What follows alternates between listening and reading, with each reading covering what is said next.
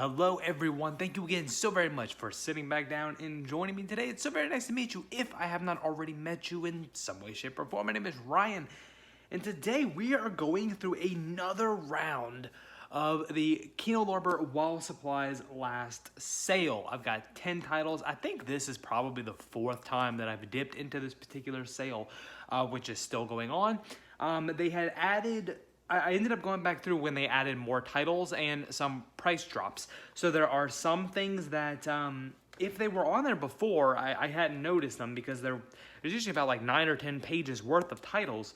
And then there were some that had dropped in price as well. So I went ahead and that was that was an excuse enough for me to go back into doing this sale for like, I really honestly think the 4th time. So you can see a bunch of empty spots right above me because when titles come in, I'm a monster and I open them up and then I shelve them.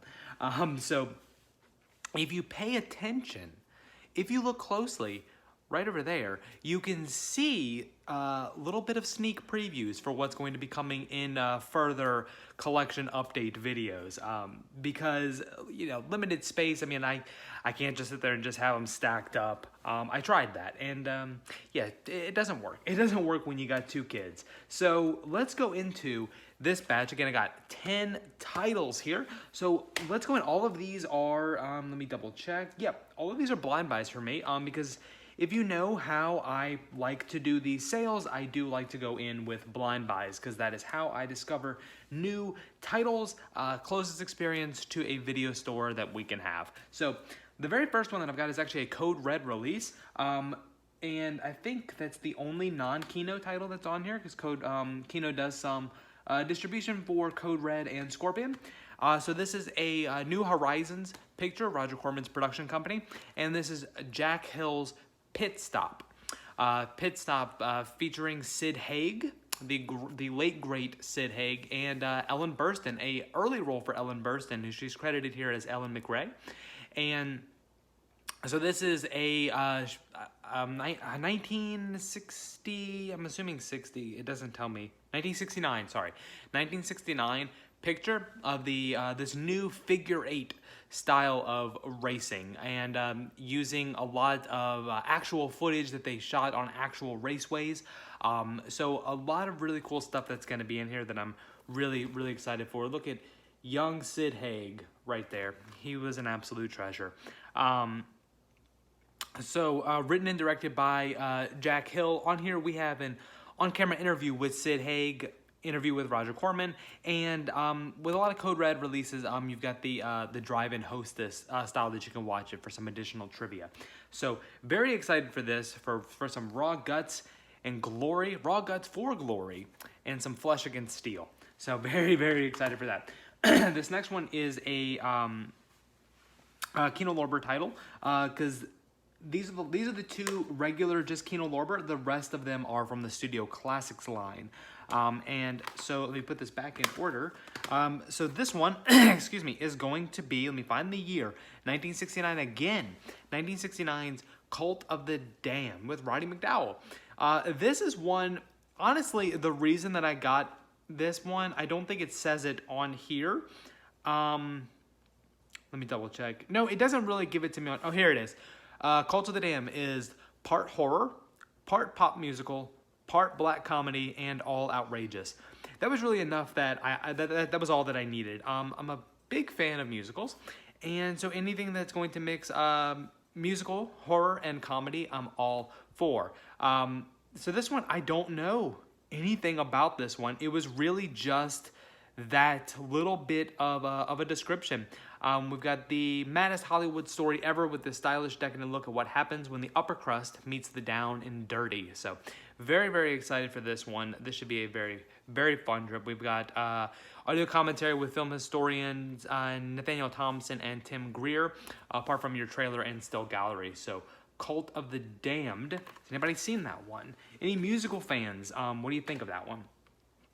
This one is one that I've wanted to pick up on a couple of different sales, the Wall Supplies last sale, and I never had. I don't think this one actually ended up dropping in price. I just ended up adding it finally because, I mean, these are the Wall Supplies last. I mean, there is no guarantee that anybody is going to pick up these titles once they are gone, once the stock is gone, because Kino, their rights have expired. Once the stock is gone, they will not be putting them out anymore, and there is no guarantee that other people will. So because of that, that was why I just went ahead and picked this one up. And this is going to be 1976's At the Earth's Core with Peter Cushing. So this is one, it seemed to be this sci-fi journey to the center of the earth style with men in rubber suits. Definitely looks like an immense amount of cheesy fun. I've seen a couple of people online that have watched this one and had a really good time. But just look at some of those costumes. I mean, you cannot go wrong. It's just the costumes of why I wanted it. But with a brief back tagline like marauding monsters, scantily clad prehistoric playmates, and telepathic pterodactyls, yeah, of course, that's going to be a pickup for me. And it's got Carolyn Monroe in it, too, from Maniac, and there's an interview on here with her as well. So really excited to check this one out. Now, that's going to be the last of the non-Studio Classics line. The rest of them all come from the Studio Classics line. So the very first one that I've got here on top is 1975's Framed with Joe Don Baker. This is let's see, from the makers of the highly successful Walking Tall comes the ultimate story of revenge. Obviously, like with everything, I don't know very much about this. And we have Joe Don Baker, Brock Peters is in here. So it's just a full-on crime thriller, a revenge story. So I am very, very excited to check this one out as well. We have an audio commentary with Nathaniel Thompson and Howard S. Berger. So let's go with that. So we're just going to kind of go through these pretty quickly because, like I said, guys, I don't have a whole lot to say about these because some of these are blind buys to the point where I can kind of give you my reasoning for picking them up, and other ones were they just kind of seemed like a good thing to add at the time. So this one was one that I'm pretty sure is a new title from this bout of the sales.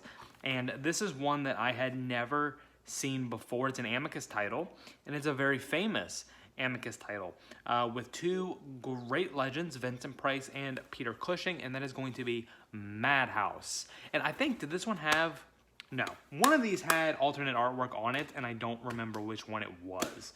I'll have to try to find it. It's on one of these, and I can't... Or maybe I'm thinking about a previous one. Either way, that's beside the point. This is going to be Madhouse. So what I know about Madhouse is that Vincent Price stars, I believe he's a television star.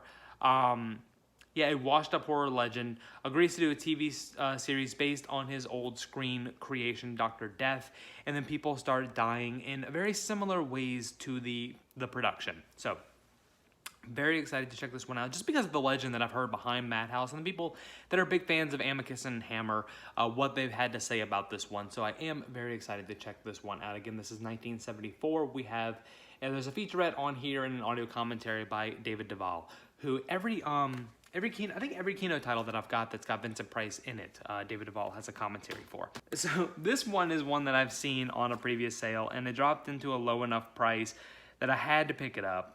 There are no special features on here. This is 1986's Making Contact. Now, this just seems like a wild and bizarre out there type of film. And we got the same director that did Independence Day and Stargate, Kurt Russell's Stargate. And this we have, following the death of his father, 9-year-old Joey finds himself at the center of a frightening series of phenomena, including telekinesis, phone calls from beyond the grave, and one very sinister ventriloquist dummy with extremely homicidal instincts. I mean, killer dolls, killer dummies, I'm usually pretty on board for that because, just a side note, that was one of my all-time biggest fears as a child, were ventriloquist dummies. Not so much dolls, but ventriloquist dummies. I've since gotten over that, I think. A lot of that I credit to because I was a big fan of Goosebumps when I was a kid, and it was the Slappy the Dummy series. What was that? Night of the Living Dummy. Those books terrified me, and those are some of my best memories of watching the show, were the adaptations of the Night of the Living Dummy. Like Night of the Living Dummy, they had 1, 2, 3, they had Bride of the Living Dummy, and a bunch of other actual spinoffs that would come later. But that's what I credit for my early fear of dummies that I believe I've gotten over. But this one, just look at this cover. This cover is so fantastic, and there's so much going on here that it's hard to really see what the true monster villain of it is. I mean, is it the dummy? Is it just a bunch of poltergeist-esque phenomena that's going on? I don't know, and we're gonna find out. So that is Making Contact.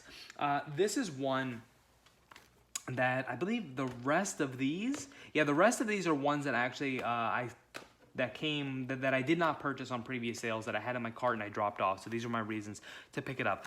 This one is John Huston's 1980 Phobia. Now, this one, we have a psychological thriller all based around a killer who is using people's deepest fears. And I really like that cover that's showcasing a bunch of different fears on there. Drowning, fire, falling, claustrophobia. A lot of really cool stuff in there. And I hope this one really makes it seem as if we have this,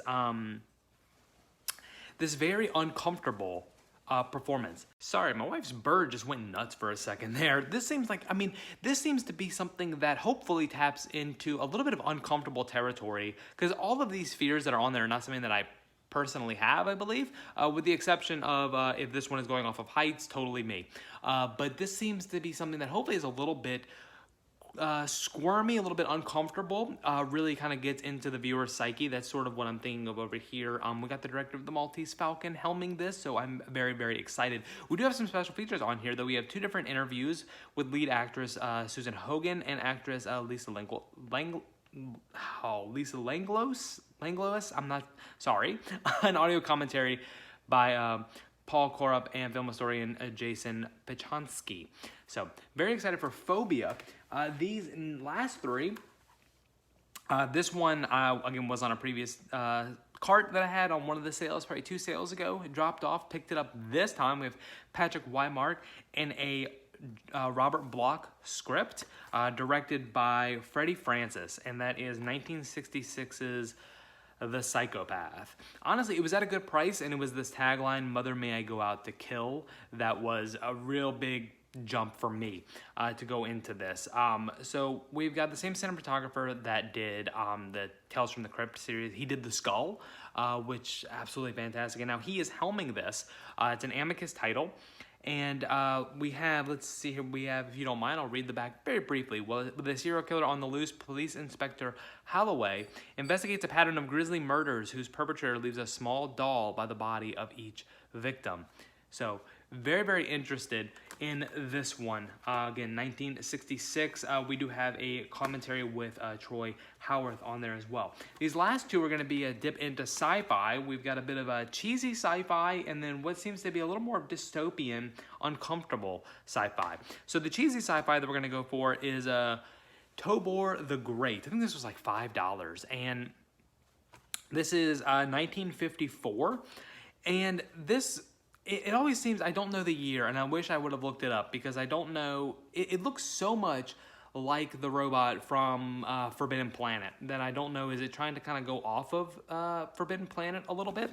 Not 100% sure, but I really, a lot of the sci-fi flicks from the 50s and 60s, I'm not as well versed in as a lot of horror flicks.